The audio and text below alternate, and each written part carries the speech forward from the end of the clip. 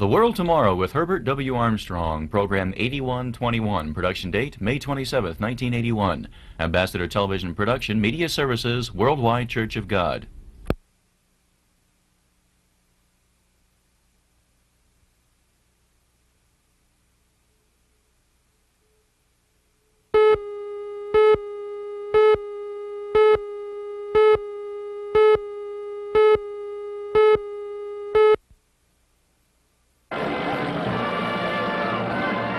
For the first time in the world, the weapons of mass destruction exist that can blast all humanity off the face of this earth. Our number one problem today is that of human survival.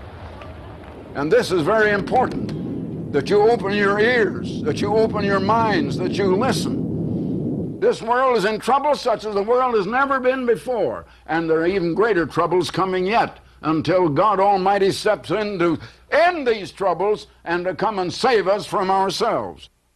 The World Tomorrow. The Worldwide Church of God presents The World Tomorrow with Herbert W. Armstrong.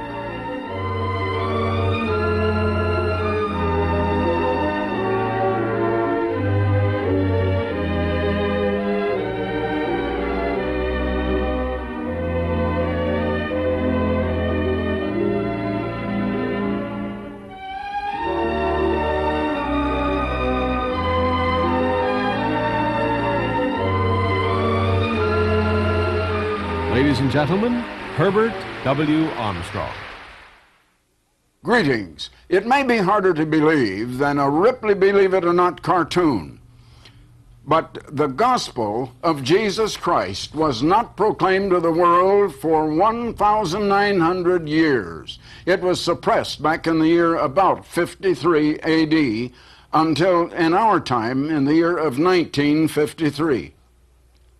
I want you to listen while I read to you what the Apostle Paul in the New Testament wrote to the churches in Galatia.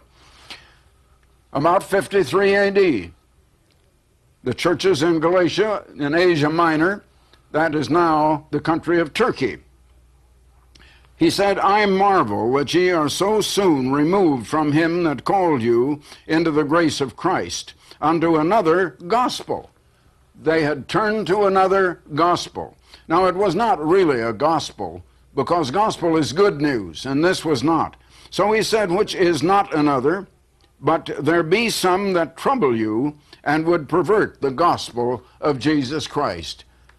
You know, it's hard to believe, but it has been perverted through all these years. Millions and millions have heard a gospel. We talk about hearing the gospel. There are millions who hear it or think they do every Sunday. But what gospel is it? What gospel is it? And what gospel is the gospel of Jesus Christ? I'd like to have you turn with me, if you have a Bible, and otherwise just listen, as I turn now to Mark, the first chapter and the first verse, that is the very beginning of the gospel of Jesus Christ, and notice what gospel he preached. It's a gospel that has not been preached for 1,900 years until the year of 1953. Mark 1, verse 1 in the New Testament, the beginning of the gospel of Jesus Christ, the Son of God. And then in verse 14, now after that John was put in prison, Jesus came into Galilee preaching the gospel. But now listen, what gospel? Jesus came preaching the gospel of the kingdom of God. The gospel of the kingdom of God. What is the kingdom of God? You know, some people today say the kingdom of God is the church. I even heard people about 40 years ago, 50 years ago, saying the kingdom of God was the British Empire. They don't say that anymore. People have a lot of ideas. Some people say, well, it's a sort of a feeling or something set up in men's hearts. But listen, he came preaching the gospel of the kingdom of God and saying the time is fulfilled. Why was the time fulfilled? Why had it not been fulfilled until then? I've been explaining that, and I will explain it again. The time is fulfilled, and the kingdom of God is at hand. Repent ye, and believe the gospel. Now he said do two things. He didn't say give your heart to me. He said repent and believe the message. The gospel of the kingdom was the good news he was preaching. You know, not very many seem to know that Jesus Christ was a newscaster. I know he was 1950 years before his time, but he was giving news that is news. You know, I read a column. I've mentioned this once before, but I'm reminded of it right now. A columnist who has a comedy column in many, many newspapers all over the United States, many leading newspapers, was talking about news. And he says, you know, they're not printing news in the newspapers because when they print it, it's already happened, and it's not new any longer. It's now old. He said, why don't they call it olds instead of news? Because he said, it isn't new, it's already happened. Well, you know, when Jesus Christ preached, it was new because it had not even yet happened. It was really a prophecy of what was going to happen. The gospel of the kingdom of God. And he said, repent ye and believe the gospel. That is, believe the good news. How can people believe that good news if they have never heard it? And for 1,900 years, that gospel was suppressed. As I've just read you in the Apostle Paul's message to the church at Galatia. Now, what did Jesus mean, the kingdom of God? I want to read to you a prophecy of the birth of Christ. Why was Jesus born? Why did he come? Why did he proclaim a gospel? And why was the gospel he proclaimed, or the good news, his message, a message about the kingdom of God? Why was it? I'd like to turn to a prophecy first. It's back in the book of Isaiah, and then I'm going to show you where this is also quoted in the New Testament. Isaiah 9, verses 6 and 7. For unto us, that was Israel of the Old Testament, it was speaking, unto us a child is born. That's talking about the birth of Jesus Christ. Unto us a child is born, or was to be born, as he was later after this was written. Unto us a son is given, and the government shall be upon his shoulder. Have you ever heard Jesus Christ mentioned in connection with government? And that he came to set up a government, to overthrow governments of this world, of the nations of this world? Well, let me tell you, the Pharisees, the scribes and Pharisees, and those that Jesus had to contend with 1950 years and a little more ago, they knew what he was talking about, and they were afraid. They thought he was coming to overthrow the government of Caesar, the Roman Empire at that time, which was over them at that time.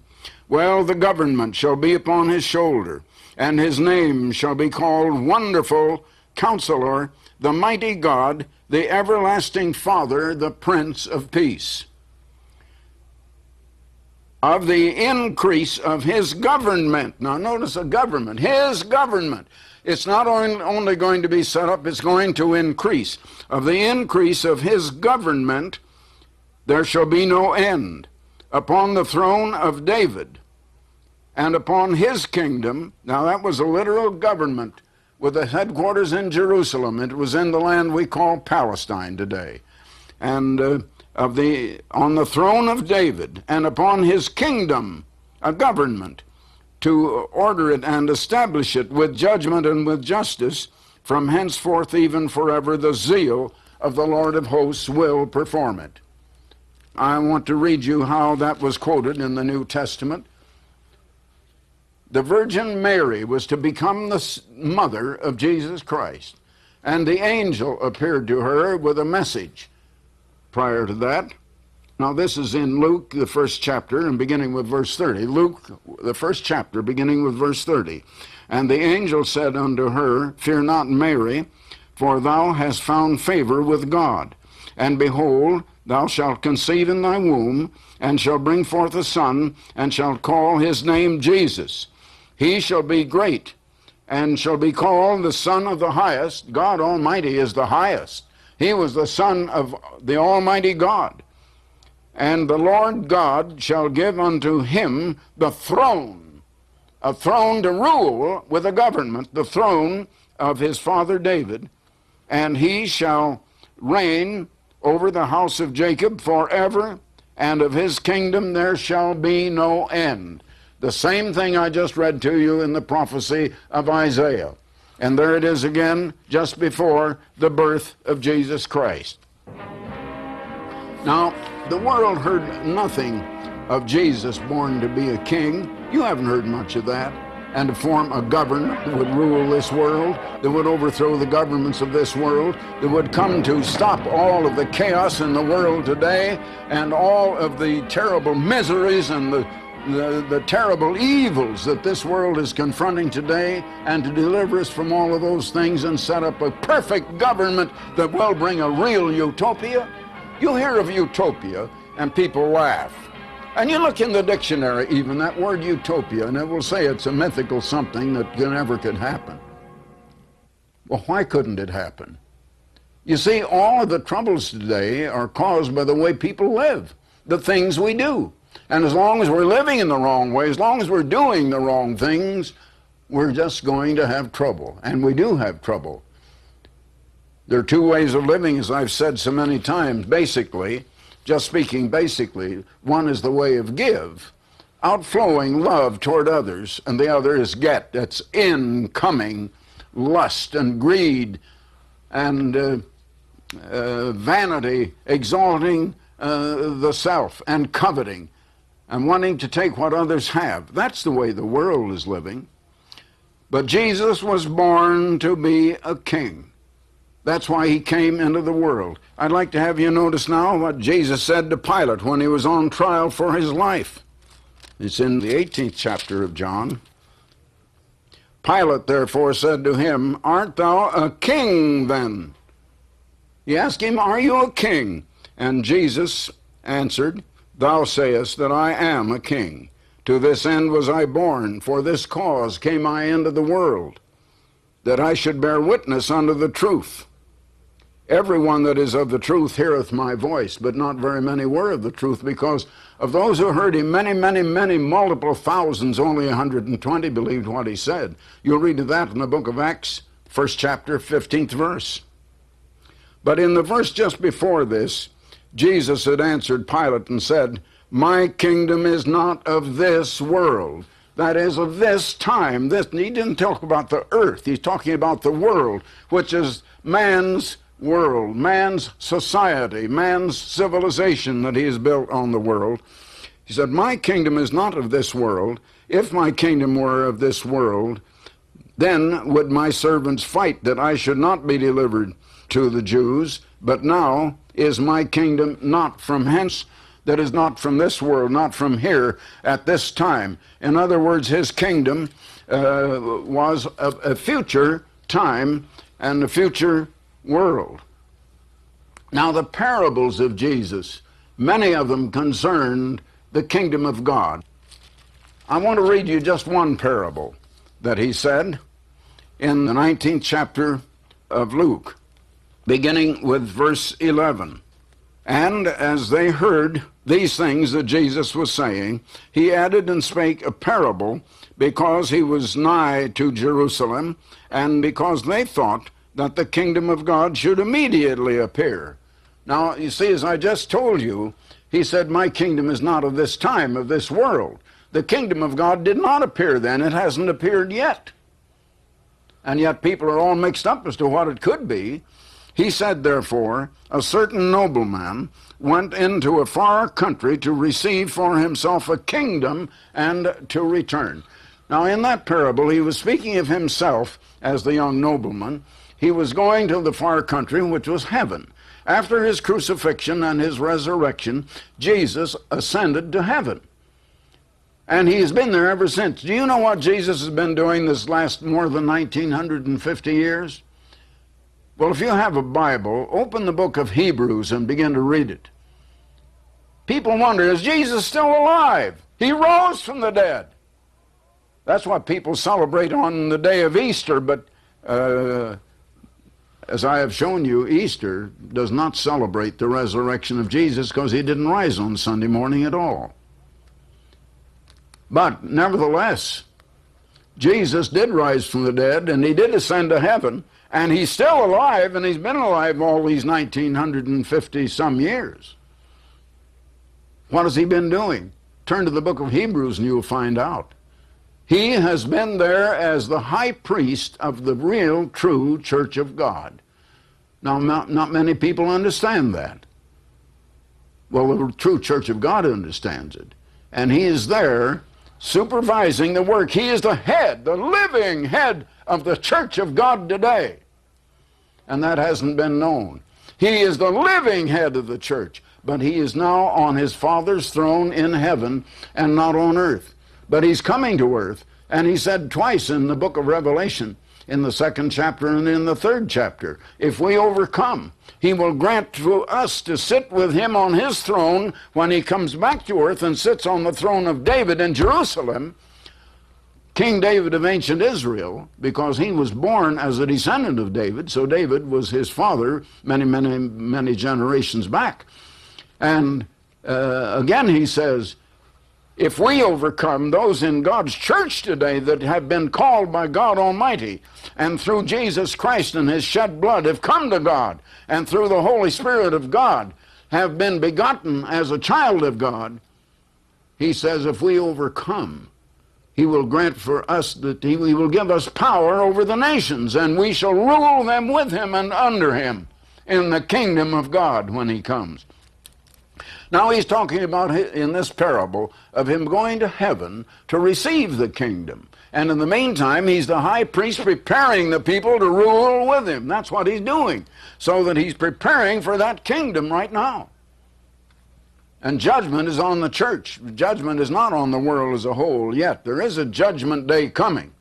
Well, now, notice now in verse 17, when he returns, having received his kingdom, he said unto one man, well, thou good servant, because thou hast been faithful in very little, have thou authority over 10 cities.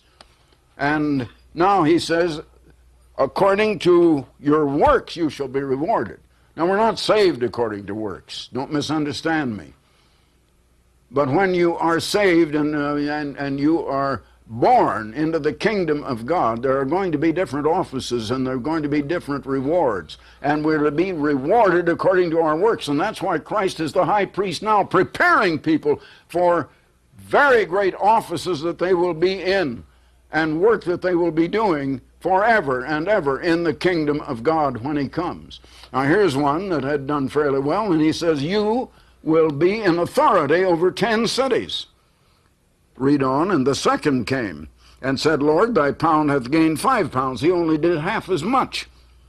And he said likewise to him, be thou over 5 cities. In this parable, each one had 1 pound, and the one had gained 10. Multiplied it 10 times over. He will rule over 10 cities according to his works. That isn't going to save him, but it is going to determine the amount of reward and what he will be doing when he is one of those that has overcome and will rule with Christ on his throne in Jerusalem at the very seat of David in Jerusalem. Now then, there's a prophecy of our end time that I want to bring you now in Matthew 24. This is really the greatest prophecy in the New Testament. It's one that I refer to quite often, and it is the greatest prophecy that Jesus Christ himself ever gave. They'd been looking at the temple in Jerusalem when Jesus was on earth with his disciples, and they had just come out of the temple. Jesus said unto them, see ye not all of these things? Verily I say unto you, there shall not be one stone left here upon another that shall not be thrown down. He was talking about something that did happen in 70 A.D. He was talking to them at probably about 30 or 31 A.D. But he was talking about something that was going to happen in their lifetime. Now, a little later, they were up on the Mount of Olives. And the next verse says, as Jesus sat upon the Mount of Olives, the disciples came to him privately, saying, well, tell us, when shall these things be? The things he talked about, the destruction of the temple. Actually, that happened in their lifetime in 70 A.D. And what shall be the sign of thy coming and the end of the world? Oh, that was going to be a long time afterward. But they asked two things. They thought his coming would be in their lifetime. Well, it wasn't. And it wasn't in the lifetime of their children, their children's children. It hasn't even come in our lifetime. But we, my friends, are the generation living when he is coming. And it's going to happen in our time. This world is on fire. This world is in trouble. This world is in trouble such as the world has never been before. And there are even greater troubles coming yet until God Almighty steps in to end these troubles and to come and save us from ourselves. Now notice the prophecy here of Jesus. First he answered about what they had asked and about the destruction of the temple and what would happen in their lifetime. Jesus answered and said unto them, take heed that no man deceive you. That's that generation living then. For many shall come in my name, saying, I am the Christ, and shall deceive many. Many would come in his name, saying he is the Christ. What gospel have you heard? You hear a gospel that Jesus was the Christ. You talk about the person. You hear about the person. But you don't hear about the kingdom that he's going to rule. You don't hear about the fact he came as a king, born to be a king, born to rule over the nations of this world. This world is in trouble right now. For the first time in the world, the weapons of mass destruction exist that can blast all humanity off the face of this earth. Our number one problem today is that of human survival. And this is very important, that you open your ears, that you open your minds, that you listen. Well, he went on talking about a few things in their time, but he didn't answer the second part of their question just yet. Then he came to verse 14, and he answered the second part about his coming, which is going to be over 1900 years later, of course. And then he said, and this gospel of the kingdom, that's the gospel he was preaching then, the gospel of the kingdom of God. This gospel of the kingdom shall be preached in all the world for a witness unto all nations, and then shall the end come. I've just shown you that gospel has not been preached for over 1900 years until the year of 1953 A.D. My friends, I began proclaiming that gospel, and God opened my mind to see it. It's right here in the Bible. It seems to me that anybody could see it if they were willing. But so few are willing to believe what God says. Do you know that in the Garden of Eden, Adam and Eve would not believe God, even though he was right there in person talking to them? They didn't believe what he said. He told them the way of living, but they took to themselves the way of the fruit of the knowledge of what is good and what is evil, when God was trying to impart that knowledge to them. They didn't take of the tree of life. They didn't have life. They had a chemical existence. That's all you and I have, a chemical existence. Adam and Eve could have taken of the tree of life, and God offered it to them, but they didn't take it. And mankind ever since has been rejecting that. And mankind ever since has been doing what he himself thinks is right, taking to himself the knowledge of what is right and what is wrong, what is good and what is evil. That's the way this world is going. I was brought up in a very respectable church, but they had their own set of beliefs of what is right and what is wrong. And I was brought up believing that. I had to come to see that I was taught things that are contrary to what Jesus proclaimed and what the Bible teaches. And the Bible is the Word of Jesus. It's the Word of God, and He is the Word. And I had to give up what I believed. I wasn't walking with God. Two can't walk together except they be agreed. And I had to begin to agree with Him. And I had to give up what I believed. I had to begin to believe what He says here. Now then, it goes on. After this gospel of the kingdom is proclaimed, you're getting down toward the very end. I began preaching it in 1934 on radio. And after exactly 19 years, in 1953, I went on the most powerful station in the world, Radio Luxembourg in Europe. And the gospel was going out to all Europe for the first time in 1,900 years. For the first time in 1,900 years. Believe it or not, that is the truth. As God is my judge, that is the truth. Now then, when we come down to this time, he says, after this gospel is proclaimed, to give warning, then There shall be great tribulation. We're in the four parts of it now, but it's going to be a lot worse. We're not in the real great tribulation yet, such as was not from the beginning of the world to the same time, nor nor ever shall be. It's going to be a far greater time of trouble yet. And except those days be shortened, there should no flesh be saved alive. It's a time when all humanity could be wiped off the face of the earth. That never happened until the hydrogen bomb and the present weapons of mass destruction. We're in that time now for the first time in human history, and it's time for us to wake up and to realize it. See, he says, but for the elect's sake those days shall be shortened, and God will intervene. Now you go on a little further in that same chapter, in verse 29, immediately after the tribulation of those days, the sun will be darkened, the moon will not give her light, the stars will fall from heaven, and the powers of the heavens shall be shaken. A lot of people don't know what those powers are, but there's coming the time of the great day of the Lord when God is going to take over and intervene and begin to take over the whole reins of the earth and all nations. Now the very next verse goes on, and then shall appear the sign of the Son of Man in heaven, and then shall all the tribes of the earth mourn, and they shall see the Son of Man, that's Jesus Christ, coming in the clouds of heaven with power and great glory. And other places in the Bible, back in Revelation 19, for example, show he's coming as the King of kings and the Lord of lords to rule over every nation on the face of this earth. That time is coming. That is the good news that Jesus preached.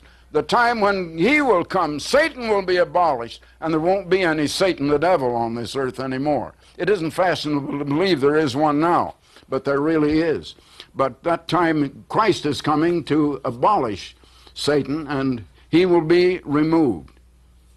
Now I say to you that this day is this very prophecy that I have just read to you out of the Bible, fulfilled in your sight and in your hearing, and you had better heed it. Now I would like to offer you a booklet that will carry you a little further in this. It's a booklet called What is the True Gospel? What is the True Gospel? But I'd like to send it to you. Now there's no charge. I want to offer it to you. It's not going to be followed up by a request for money. I'd just like to give it to you.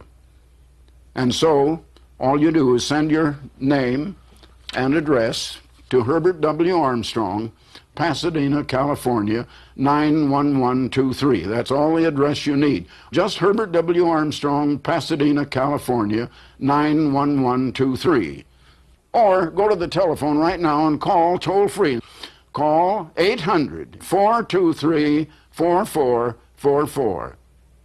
That's 800-423-4444. Then in California and Alaska, call collect area code 213-577-5225. That's 213-577-5225. So until next time, this is Herbert W. Armstrong saying goodbye, friends. For the free literature offered on this program, write Herbert W. Armstrong, Pasadena, California, 91123. In Canada, Box 44, Vancouver, BC.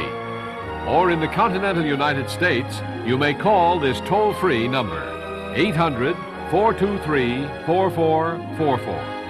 In California, Alaska, and Hawaii, call collect 213-577-5225. If the lines are busy, please try again. The preceding program and all literature were produced by the Worldwide Church of God.